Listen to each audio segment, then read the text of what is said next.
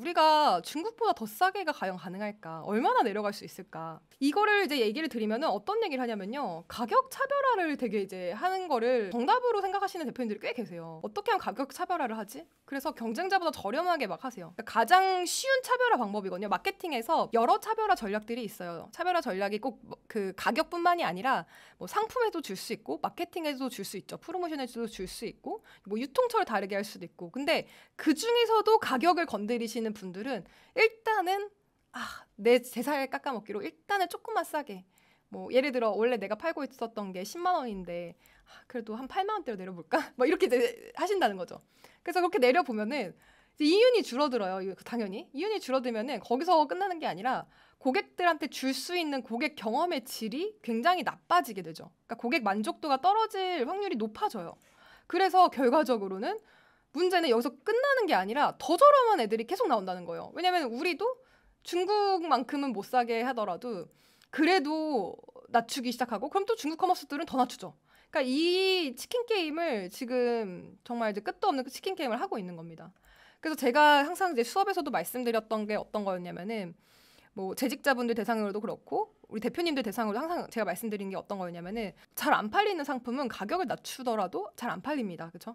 근데 더 큰 문제는 뭐냐면은 모든 사업자들이 다 경쟁자가 되고 결국은 모두가 대체 가능한 경쟁자가 생길 수밖에 없어요. 그러니까 블루오션이라고 하더라도 지금 내가 만약에 운 좋게 경쟁자가 적은 진짜 나 혼자 이거 하고 있어요 라던가 뭐 제가 아는 경쟁자가 10손가락 안에 든다 거의 없다라고 하시는 분들도 그 사업이 조금이라도 돈이 된다라는 게 보여지면은 이제는 정말 너나 할 거 없이 뛰어드는 시장이 됐어요. 그러니까 그만큼 결국은 브랜드를 만든다는 거 그리고 브랜딩을 계속해서 해나간다라는 게 정말 더 중요해지는 시대가 됐다. 근데 이거를 그냥 가격만으로 가져갈 수는 없다라는 거를 계속 말씀드리는 거예요. 그래서 가격만으로는 절대 차별화가 안 되기 때문에 그 가격 이상의 브랜드 가치를 높이는 것이 진정 차별화다라는 걸 말씀드리고 싶어요. 콘텐츠 마케팅을 하면 진짜 매출이 오르냐 이런 얘기를 하세요. 뭐 이분 같은 경우에 카페를 운영 중이시래요. 근데 가게 오픈했을 때는 오픈 기념 마케팅을 공격적으로 하셨대요. 이런 분들 많으시죠, 그렇죠? 오픈 기념 마케팅 공격적으로 해서 손님이 꽤 많이 오셨대요. 그러니까 이때 아마 제 생각에는 런칭 기념 할인 이벤트, 런칭 특가 이런 걸 하셨을 거예요. 그러니까 이제 막 전단지 뿌리시고 그러셨을 텐데 1년이 지난 지금 전기세 직원들 월급 주기도 이제 빠듯하시대요. 그래서 매출에 대한 고민이 많은 지금 컨텐츠 마케팅을 접하게 되셨는데 인플루언서나 파워블로거한테는 이제 협찬 같은 걸 많이 하잖아요. 체험단 마케팅 많이 하시는데 직접 해도 매출이 오를지 궁금합니다. 이런 얘기를 하셨어요. 여러분 어떨까요? 만약에 내가 직접 하면은 매출이 오를까? 이게 제가 이제 아까 그 약간 흐름을 말씀드렸잖아요. 마케팅의 흐름에서 예전에는 퍼포먼스 마케팅이라고 들어보셨어요? 이게 뭐냐면은 광고비를 굉장히 많이 넣고 그리고 그 광고비를 쓴 거 대비 어떻게 결과가 나는지 성과가 나는지를 숫자로 다 트래킹을 하면서 이 부분이 좀 빵꾸가 많았네? 그럼 그거를 개선하고 이런 식으로 광고비를 쓰는 마케팅을 되게 많이 했어요. 지금도 커머스 중에서 여전히 광고비를 굉장히 많이 태우는 산업들이 많고요. 특히 뷰티, 화장품 산업 같은 경우에는 제가 이제 마케팅의 어떤 트렌드라든지 마케팅의 방향성이라든지 이런 걸 볼 때 이 뷰티 산업을 되게 많이 보시라고 말씀을 드리거든요. 그 이유가 뭐냐면은 뷰티 산업이 가장 우리나라의 산업 중에서 돈을 많이 쓰고 있어요. 광고비를 많이 쓰는 마케팅을 하고 있습니다. 근데 이상하게 제가 가장 많이 저희한테 교육을 요청하시는 곳도 아모레퍼시픽과 같은 브랜드들이에요. 그러니까 광고비를 많이 쓰는 뷰티 산업이 또 가장 이 컨텐츠 마케팅을 최근에 가장 많이 찾고 있습니다. 그러니까 그 이유가 뭘까? 왜 뷰티 산업 광고비 많이 쓰는 그 산업들이 오히려 이제 컨텐츠 마케팅을 하려고 할까? 이제 이런 얘기를 드리고 싶은 거예요. 광고비를 써서 쓰는 이제 하는 마케팅은 어떤 거냐면요. 스테로이드예요, 스테로이드. 여러분 스테로이드 맞아보셨나요? 왜 우리 스테로이드는 뭐 피부과 가도 주고요. 그죠? 뭐 수술할 때도 주고 굉장히 스테로이드가 많이 써요. 근데 딱 맞으면은 바로 즉각적인 변화가 있습니다. 즉각적인 변화가 있는데 문제는 뭐냐면 그만큼의 부작용도 굉장히 크죠. 그래서 되게 조심히 쓰셔야 되는 거예요. 스테로이드를 막 쓰면 안 되죠. 저도 스테로이드 부작용에 걸려서 한동안 엄청나게 고생을 했습니다. 근데 이게 무슨 얘기냐면 광고, 퍼포먼스 마케팅이 너무나 사실은 기존에 효과가 좋았었고 또 굉장히 중요한 마케팅 방식이긴 하지만 어떤 문제가 있냐면은 광고비를 썼을 때 예전만큼의 효율이 안 나오고 있다라는 것도 부정할 수 없는 사실이라는 거예요. 예전에 우리가 쿠키라고 해서 내가 어떤 사이트 들어갔다 오고 어디 뭐 접속했다가 나오고 이러면은 계속 쫓아다니면서 나를 집요하게 쫓아다니면서 이거 사세요라는 거를 했었던 그 이제 우리가 쿠키를 활용한 마케팅이었었죠. 근데 이제 뭐라고 얘기하냐면요. 쿠키리스 시대라고 얘기해요. 쿠키가 없는, 쿠키를 못 쓰는.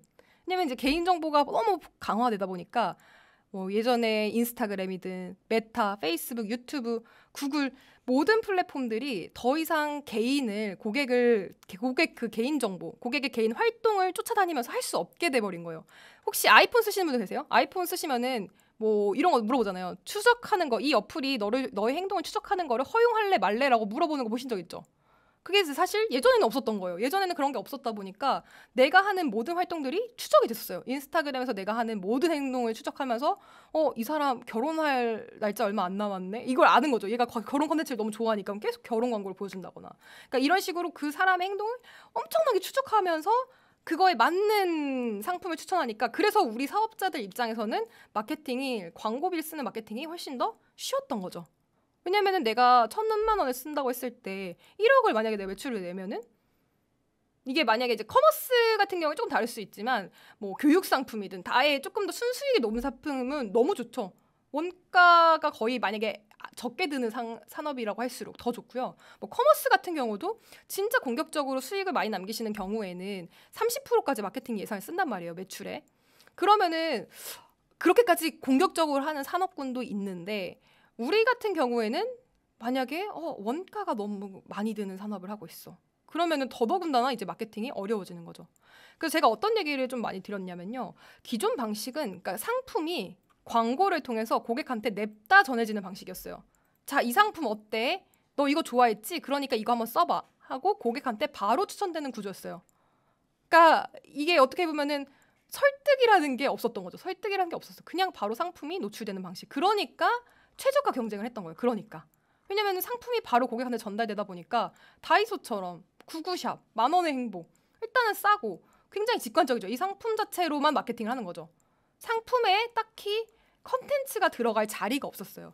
근데 점점 경쟁 환경도 너무나 치열해지고 너무나 어려워지면서 이제 어떤 변화가 생겼냐면은 상품이 그대로 고객한테 가면 안 된다라는 거예요. 상품이 그대로 고객한테 냅다 가게 되면 어떤 문제가 생기냐면은 고객들도 이제는 그 상품이 알리 가면 더 싼데 테무 가면 더 싼데 라던가 내지는 저분 말고 다른 저 사람한테 가면은 상세페이지 좀 비교해보니까 저게 더 나은 것 같은데? 라는 식의 생각을 한다는 거죠.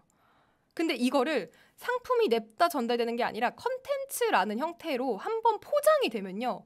그게 어마어마한 변화를 만들어내게 됩니다. 더 이상 경쟁자랑 비교 분석하면서 얘보단 얘가가 아니라요. 나만 보게 하는 그러니까 고객들한테 관점을 심어주는 거거든요. 눈을 어떻게 보면은 왜 말이 달릴 때 옆에를 이렇게 가리잖아요. 그렇죠? 그것처럼 고객이 보는 그 시야 자체를 내가 규정해주는 효과가 생깁니다. 그래서 경쟁자랑 비교 분석하는 거에서 자유로워지는 그러니까 어떻게 보면은 브랜딩이 된다라는 거죠. 근데 이 컨텐츠가 하나만으로는 절대 브랜딩이 되지 않아요. 이게 누적되고 쌓여서 그래서 브랜딩이 되고 그게 대체가 안 되는. 그러니까 어떻게 보면은 이 브랜드여서 그냥 구매하는 팬덤이 생기는 거죠. 그래서 이 컨텐츠 마케팅이라는 건요.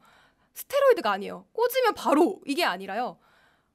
방향성 자체를 완전 생리를 바꾸는 거예요. 체질을 개선하신다고 생각하시면 됩니다. 스테로이드 맞아서 내가 펌핑하는 게 아니라 정말 내 비즈니스의 마케팅의 방향성 그리고 고객들과의 관계를 어떻게 규정할 건지 그리고 우리가 우리의 상품을 그냥 냅다 전달하는 게 아니라 냅다 그냥 팔아 제끼는 식으로 가격으로만 소구할 게 아니라 우리를 컨텐츠라는 굉장히 좋은 포장지를 만들어서 고객들한테 가장 먹기 좋게 가장 보기 좋게 소비하기 좋게끔 전달하시는 거예요. 그래서 이거를 제가 오늘 특강에서 또 그렇고 계속해서 이 개념을 많이 말씀을 드립니다. 그래서 제가 이제 이거 피드백 루프라고 얘기를 하는데 상품은 컨텐츠로 반드시 포장이 되셔야 돼요. 근데 이거를 안 하시는 대표님들 너무 많아요. 그냥 등록하면 끝이에요. 상품 그냥 등록하고 오픈하면 끝이야. 그렇지 않다는 거죠. 그런 분들이 브랜딩이 안 돼요. 그래서 잠깐은 그 상품이 운 좋게 잠깐 반짝 떴을 수는 있지만 절대 지속 가능하지 않다. 왜냐면은 내가 잘 파는 거 봤어요. 그러면은 당연히 어떻게 될까요? 미친 듯이 막 들어와요. 이거 여러분 내 사업이 잘 된다라고 하면은 누가 가장 먼저 하는 줄 아세요? 우리 가족이 가장 먼저 할까요? 아니면 경쟁자가 먼저 할까요? 이제 소름 끼치는 사실인데 우리 경쟁자보다 더 먼저 아는 게 우리 가족보다 더 먼저 하는 게 경쟁자예요. 경쟁자. 그러니까 옆자리에 바로 또 똑같은 거 잘 된다면 또 생겨 그런 게 바로 그런 것 때문이죠. 그러니까 여러분들이 지금 이 강의를 들으신 거는 수많은 사업가들보다 훨씬 더 빠르게 앞서서 가고 계시다라고 보셔도 될 정도로 현재까지는 상품 위주의 경쟁이 이루어지고 있다. 근데 이제는 점점 더 콘텐츠 위주로 경쟁으로 바뀔 거다. 그러니까 지금 시작하셔야 된다라는 얘기를 드리고 싶어요.